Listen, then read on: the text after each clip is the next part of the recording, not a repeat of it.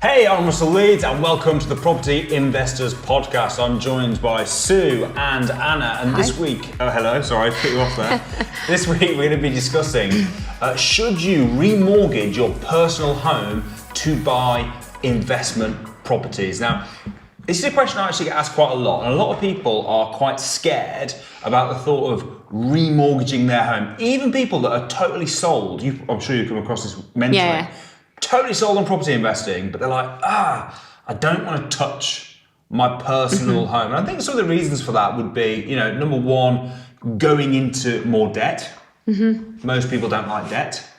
But also it just feels maybe a bit of a risk. Like if you own your own home or you own a vast majority of it, there's a bit of security there, which you kind of lose if you're just refinancing it to then willy-nilly go and buy investment property. So what's your sort of thoughts on this topic? I'll come to you first, Mum. It gets worse. Go on. Because not only do they not want to remortgage their own home, they want to pay off their mortgage. Yeah. And be debt-free. And I mean... Oh, what? They want to be debt-free? It's terrible. Terrible. I think that's a real generational thing, though. I think that's how we all grew up, being like, you buy a house, you pay it off, that's your life's achievement then. But is there anything wrong with that? Well, then your money's stuck there, isn't it? So your money can't work for you. It's still working for you because I hear you say quite regularly, what happens to a house every 10 years? Yeah, but if you're living in it, it's always stuck in there, isn't it? It might be stuck, but it's stuck going up. It is, There's worse places for money to be stuck. It's not working for you. Not at all. It is working for you. No, it's not. Okay, hold on a second. Shall I tell you why first? It is working for you. Oh, you just think, what's that? Sorry, why it isn't? No, I want to hear why it is. If you live in a house and you've paid it off and it goes up in 10 years, say you want to stay in it, you don't really see the benefit of that. You'll only see the benefit when you sell. And then when you sell, you've got to buy another house that's also gone up. Well, you don't see what do you mean by see the benefit? Because you are on paper richer. Yes, your money is tied up. Unless you ever refinance it, you can't use that money to buy anything else. No. That's what I mean. Yeah. Technically, yes, you're richer. But I think we're talking here about property investors, right? Yeah. And not just normal people that want to live in their house and just let it and have no mortgage. But when property investors say, shall I pay off my mortgage? Unless you've got other money to use, then it would be fine. But if you've got no other money to use, and you have got this money, then how can you use that? Where are you going to get your start-off money from? I suppose that there's two questions then going on, because what about someone that didn't own their own home? Well, that's different then, isn't it? Well, where are they going to get the start money from? Different, but... Go on, where? Well, that JV finance. Well, can't they do that then? Yes, they can. They can do that.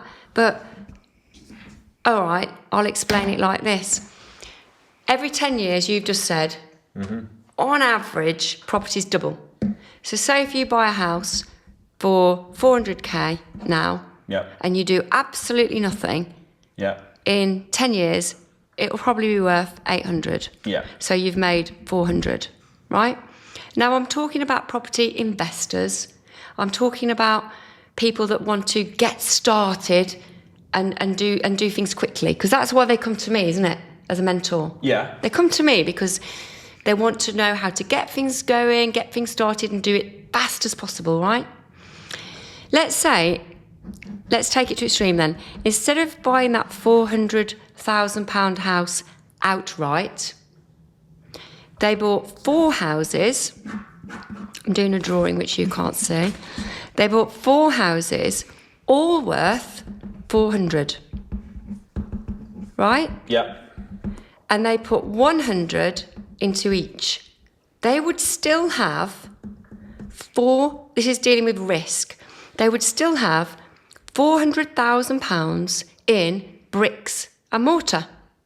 Yeah? Yep. Let's say they did that and they thought, oh crap, that was a silly idea. Then no sweat, sell them 4 and stick your 400 back in your original idea. Yeah? Now let's see what happens in 10 years to option A, which is the house outright for 400,000. It's going to go up. They'll have made a total a 400,000 profit. But if they do the other option, it's called what you call leverage. So now they own £1.6 million worth of property they're controlling. And when that doubles, that will be 3.2 million. But the bank doesn't benefit from the capital growth. The bank still owns the same as they do on day one, right? So how much will they have made if they just do that? Well, 1.6 million. No. In capital appreciation. How much does the bank own here? 3, 3, 3, 3, 3, 3, 4 is 12. The bank owns 1.2. They'll have 2 mil. But they've put in 4. That's what I'm saying. They've made 1.6 million because they put in 4 in the first place. So here they've made 4 and here they've made 1.6. Yeah.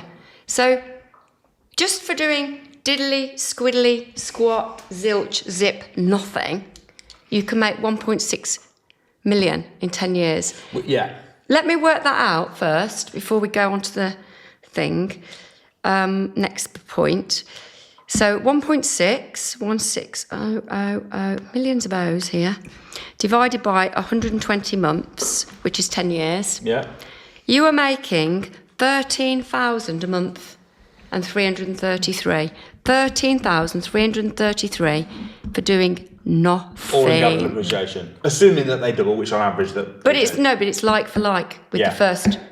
It's got to be the same. Yeah. Litmus plumb line. And that one, supposing it was a rental property, and that first one was a £400,000 money in unencumbered rental property, you'd only get 1 lot of rent. But here, okay, you've got mortgages, but here you get 4 lots of rent. So not only are you making a truckload in that capital growth, you're making more rent. So I think you'd have to be an absolute dummy to do Plan A. You are right about the rent, and traditionally 100% correct about the rent. Right now, with interest rates as they are... Interest rates as they are? Interest rates are low. No. Mortgages are expensive right now compared to 2.3. Compared to what I've known my whole life. In my life. Yeah, but come on, man, I can't compare. It is a long time, one has to say. I'll give you that. But when I first bought my first house, just to put it into perspective, my interest rates on my first house was 16%. But I understand that, right? But I still think interest rates are a lot right now compared to what they've been like for the last 8. And also, how much was your first house?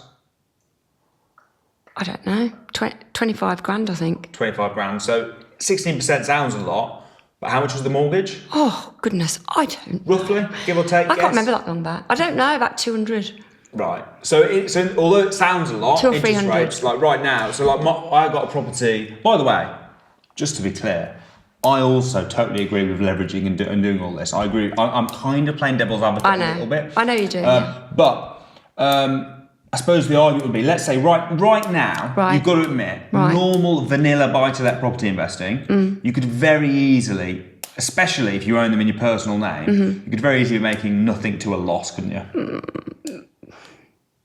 You'd have to be a dummy to do that. Would you? I think so, yeah.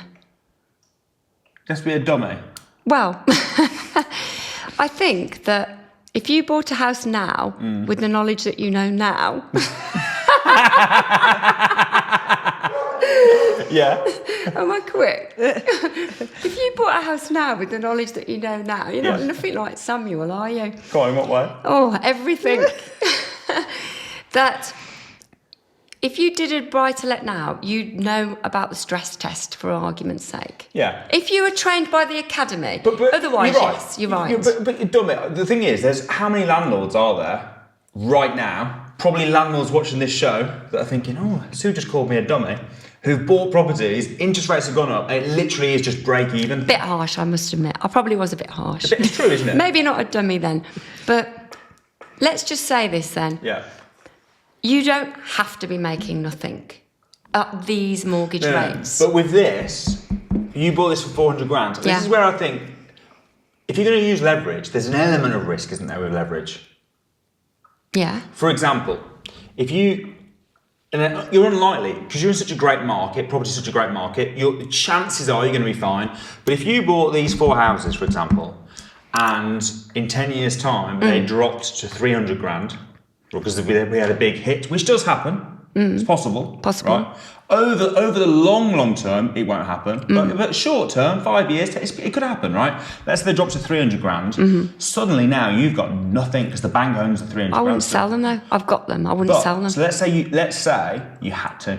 All let's right. say you're over leveraged. You've got. Can I just put this in perspective? I agree. Yeah. But listen, here's the thing, right? I think there's much more risk with doing option A. There's no risk of option A. There is. There is. No risk. There's the risk with option A of losing out on option B. Well, that's not a risk. Interestingly, It is a risk, isn't it? Here's the thing though. Psychologically, humans are much happier to take the risk of not gaining something. I know. Versus the risk. Yeah. I saw. If we did this. Anna, we don't let you have a word in edgeways. Do you want to say something?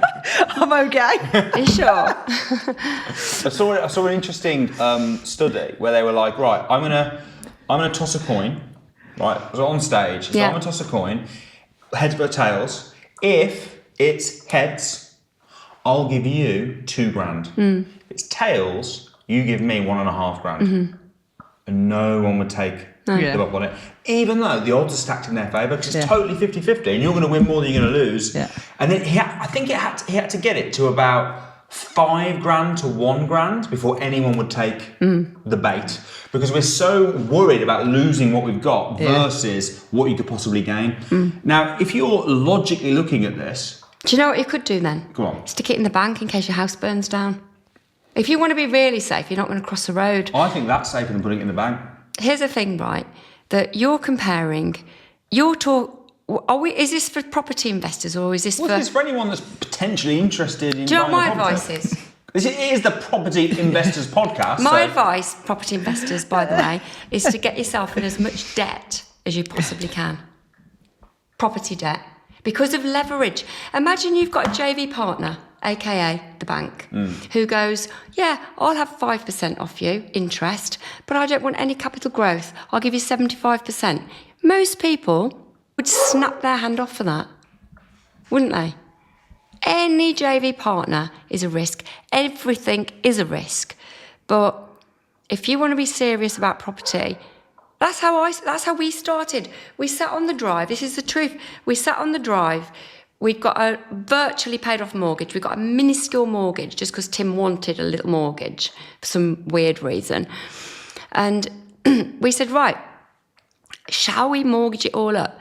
And I was nervous, I'll be honest with you. I can relate. Yeah. I was very nervous. The first time's always the hardest, isn't it? Yeah. To do You were it? scared when we first, and we actually, the first property we bought, so I'd have been what, 20? Yeah. 20, 21? And Anna was very much like on your head. Be it. Yeah.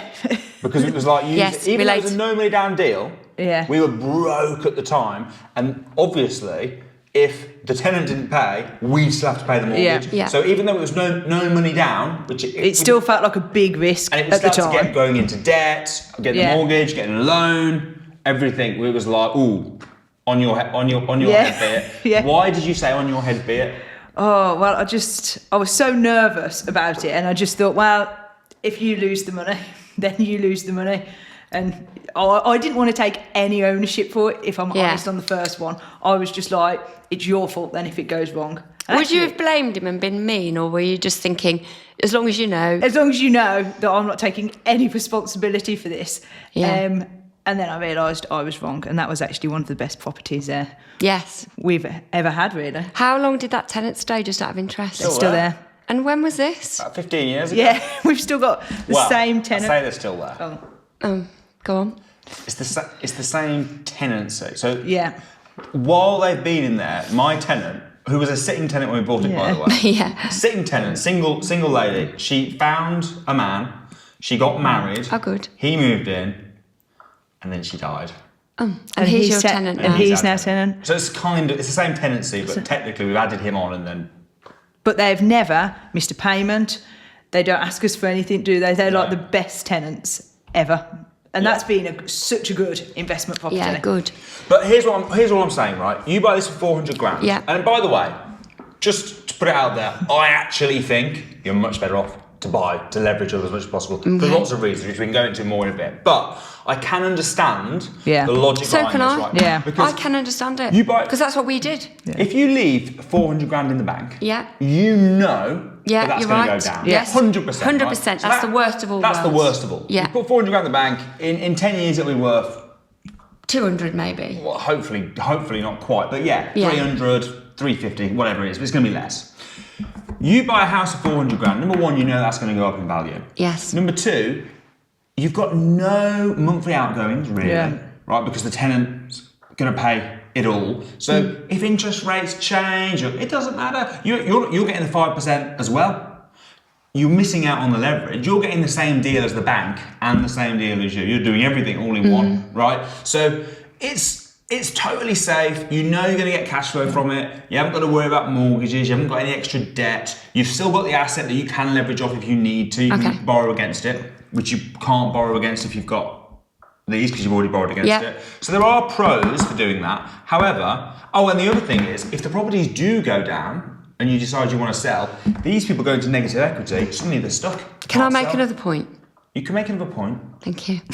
Because you asked the question, should we remortgage our houses? Yeah. And I've only said that. Now that is still not that great, in my opinion. So the first option of leaving the money in, agree with you. Yes, if you're nervous and you don't want to do it, you don't really want to get started that way and you want to make money other way, fine. I don't think it's the best way, but that's fine. I don't think it's the best way either. What I said is to buy 4 and see them all go up in value, and that's leverage. And you've come back with an objection. What if they go down? What if this? What if there's an explosion or whatever, right? Fair enough, we don't know, do we? No. Because we don't have a crystal ball. However, those 4 houses that you buy, let's just take one of them at the moment and look at one and then picture it times by 4, okay? So just imagine one of those houses. Now, let's say instead of buying it all nice, hunky-dory for 400 done up already, let's say we buy the scruffiest version on the street of that house. Yep. And we pay 250 for it, right? Yep. Then, I like saying then because it gives a bit of emphasis. Then we spend 50 grand on stamp, do up, etc. To make the numbers easy, I'm not going to break it all down. Blah, blah, blah. You're 300 grand We've in. spent 300 on the project. And now you've got a 400 grand house. And now we have a 400 grand house. I've created 100 grand, which would never have happened in a billion years if I'd left the money in there. Well, it would in 10 years, actually. Are you right? You're right. In a billion years, you'd be like a multi-billionaire. You could, if you were still alive. Yeah. So, if you, now, a good BRR, a really good buy, refurbish, refinance, i.e. buy a scruffy house, do up, make 100 grand, a really good one, and you'll get your money out within 6 months, let's say. A really, really, really good one, you'll make more back. But let's just say you'll get your 100 grand back. You break out. even, you pull your money out. Pull your money out. So, and let's say it doesn't take that. So let's say it takes 1 year, right? That's probably more realistic. More realistic, which is 100% ROI, by the way. 1 year, money out in 1 year. So instead of buying these, which was my previous suggestion, for £400,000 houses done up, what if we buy 4 scruffy ones that are worth more when done up? After 1 year, you refinance them all. Now, you know the market you're in. Okay, things can go wrong, but you've added value. You've not waited for the natural passage of time. Yeah. So you've added your value. If all things go swimmingly, which they don't always, but if they do, in a year's time, this is what you're going to have. You're going to have those 4 golden gooses, which are 4 houses, all producing money, doubling every 10 years. You're 1.6 million in 10 years. Yep. And your original money back in the bank. Yeah. Yep. At which point you could go back and buy your own purse. Ta-da! Yes. But you wouldn't. You'd do it again. You'd do it again. But you might get to a point, at some point, where you go, do you know what? I'm so rich now. I want to buy a house outright. Boom. Yeah. Yes. And I agree with that because there are advantages to having an unencumbered house. It's easier to get development finance. It's easier to, well, you can use hunter's license and all that kind of thing. So I agree with you. But if you're starting off and it's the choice between the three, I would definitely take the third option. So let's say you're a typical person, because in reality, most people aren't in a position where they own the house outright anyway. No. Right. Most people, what they're doing is they're paying for the house monthly.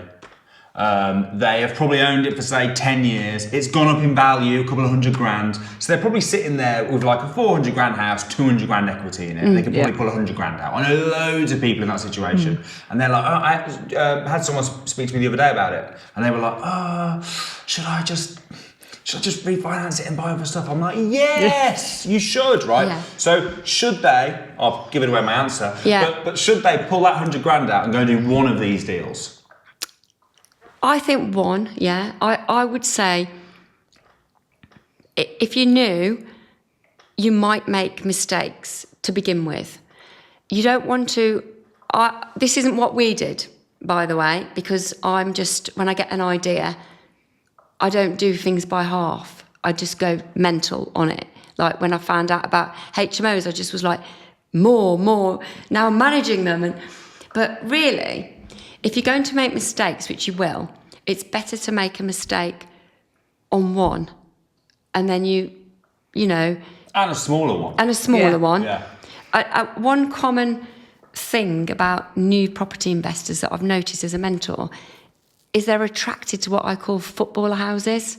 Right from the word, have you noticed this? I've not just that. I had one the other day, and he sent me over this deal, and I know the guy, and he's like, have a look at this for me. And I'm like, this deal's too big for me. Yeah. It's like a £10 million Who do you know with that development. much money that wants to put it into your Mr. Newbie's deal? Yeah. I'm thinking, do I even bother wasting my time assessing this deal? Because he's never, ever going to do it. No. So, yeah, I know exactly what you mean. So I would say start small. Be sensible. Here's the thing, though, right? Let's say you messed up. Right. Let's say you bought a house and you bought it for $100,000 and it end value was 200, but you messed up, you ended up spending 100 on it. Yeah. So your 200 grand, it's only worth 200. Absolutely screwed it, right? It's really the same as just buying a house anyway. You can still it still will go up in value eventually. It's not like you're even if it's still got the asset. Yes. I agree. Yeah. It's not the absolute end of the world. No. The only reason it would be the end of the world is if you were over leveraged, borrowed all the money, promised to pay back, and now you can't. I think leverage is the best tool out there really for property investors. Mortgages, bridging funds, all the best tool. It's just being careful not to over leverage and being careful where if you have to have the money back, I suppose, which is the whole best case, worst case, likely case, isn't it? If you're looking at the deal and what's the worst case? Can you afford to pay everyone back? Are you okay, or do you have to sell it? Because I have been in a situation where during COVID, we had problems with our business and we ended up having to sell properties to pay our staff and everything. Yeah, it's not nice. And we can afford it, it's okay. But we lost money on those properties because we had to sell them. We're over leveraged. We had the money, we didn't have the cash. Yeah. And if something bad happens and you're stuck in that situation where you've got the money but not the cash, you're forced to sell stuff, you can be a bit screwed. We bought, you know this anyway, we bought a development project in 2007. I mean, a crystal ball wasn't there. But it all worked to plan until a month before we were selling the properties. And it was 2008. We sold the first one for 200,000. It was 3 luxury flats, Coles Hill, you know it? I know, You helped us, both of you, didn't you? Yeah. Do it, decorate it and everything. And it was great. It, all worked to plan until the top one sold for 200,000. 2 weeks later, the second one, we only got 180 for it. Then the top floor lady wanted 20 grand knocked off. What, her penthouse? Her penthouse. No, actually, it was the bottom lady that wanted 20 grand off. That makes more sense. So we let her because otherwise we couldn't get a buyer. Yeah. So now that's 40 grand down. Then the other one, I think it was the middle one, it was near the airport and we were selling it to a pilot. And he just flew off to America and never came back. And we'd gone to pick Tiffany up from school. It was a Monday and we'd worked out that by Friday we'd go bankrupt if we didn't sell it. And the guy came back that week and it went through. Wow. But how much did you go through for? 180 as well? 180 as well. So you lost 60 grand? Yeah, but we made overall. Yeah. Yeah, but that could have been profit margin. I know. Yeah. I mean, it was 2008 and I've only ever known 2 crashes in my really long, as you would say, life. But you're right, it can happen. You don't want to ever, after that, that was horrible. Yeah. I don't want anyone to put yourself in a position where you're thinking, if this doesn't work, we're buggered. Do you know what I mean? Yeah. You can't have that. No. You don't want to over leverage. You You want don't. to use leverage, but not. So I suppose it's getting that balancing act. But I think for a normal mortgage, for remortgaging your home, whatever, it just makes sense, doesn't it? It also, it's giving you cash. When you do a BRR, you're getting the cash out. You're not paying tax on it. Exactly. It's like the absolute win-win scenario. But I tell you what, though, that experience didn't put us off at all. It just makes you grow broader shoulders. Yeah. And you learn a lot. And you learn so much. Yeah. So, again, whatever the season is, you know, whether it's a good time to buy, a bad time to buy, a good time to... As a property investor, you just go through it, don't you? Just live through it. And you don't let these things that would put a lot of people off. Yeah. You don't let them put you off. Don't let it floor you. No. Is that the worst experience you've ever had in property? It is. Yeah.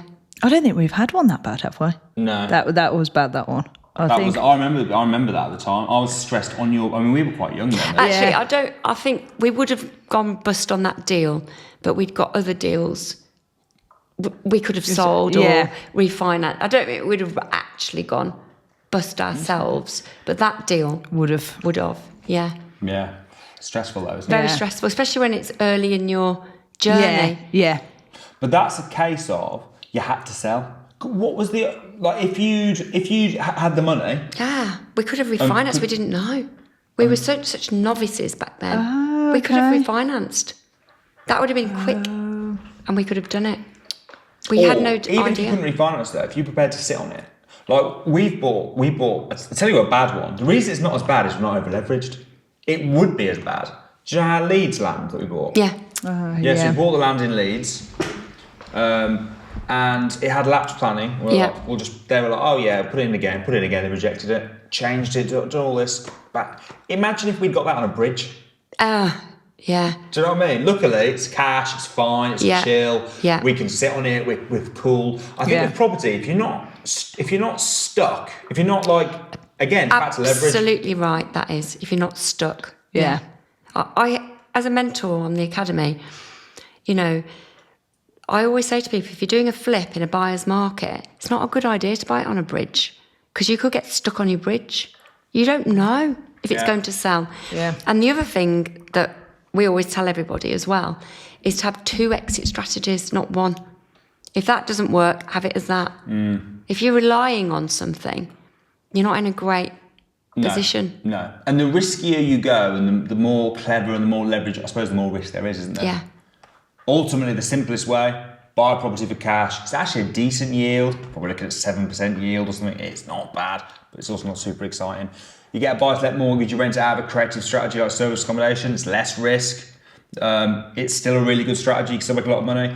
If you want to make a lot more money, you do your BRR. But the deeper you go, the more risk, the more reward. Definitely. Yeah. If there's no do-up, there's no refinance. Unless you wait. You've got the natural passage of time or you've got the add value. Yeah. And that's their choice. You know, it's your choice what you want to do. But you can always limit risk, can't you? Yeah. For instance, how many people go ahead and don't even have a builder's quote? You know? Lots of people. Yeah. All right. Well, guys, I hope you enjoyed that discussion, debate, getting a bit heated at times. I'm there. not heated. Massively heated. And I was just watching on. Yeah, it's great to have you watch. At least we've had someone watch the show before it even went out, which is always a good thing. But I hope you enjoyed that, guys, and we'll see you next week. Yeah.